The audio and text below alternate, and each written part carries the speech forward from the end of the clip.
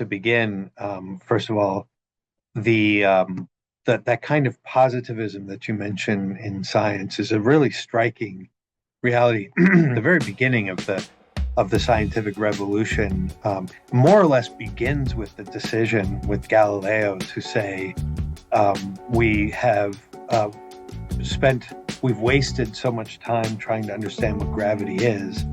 Let's forget that question and simply attend to what it does, measure it.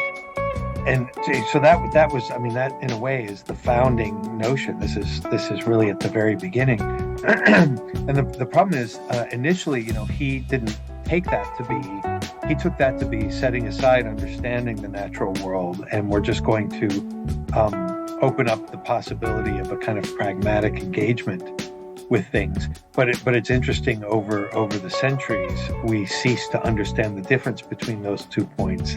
And we, in fact, begin to substitute this mechanistic, sort of predictive, and ultimately, therefore, technological approach to science as an understanding of the natural world. And then, as in reaction to that, we have this. It's precisely a kind of reactive introduction of spiritual dimensions or religious dimensions, to complement what we concede as a description of the material world. And so it has created a real mess, because you have those who are concerned about a materialist reduction, who think that the way out of materialist reduction is by insisting on something other than matter. And again, what happens is you're conceding a reductive sense of matter, and then you're adding something to it from the outside. And it seems to me the most radical response has to be a rethinking, a recovery of the true meaning of matter, first of all.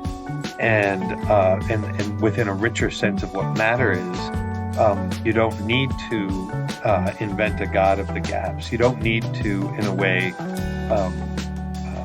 limit the scope of science in order to introduce these deeper dimensions, because the deeper dimensions become a kind of natural element of science itself.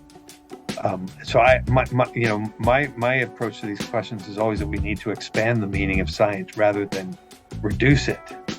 And it's by expanding the meaning of science that we actually can engage more fruitfully with these philosophical and theological discussions. So that's one thing. I think dramatically seeing how creation really is part of the logos, like understanding, I'd say, more and more fundamental aspects of creation through the incarnation. And at some point I was like, okay, there's no way there's any better model of reality than this.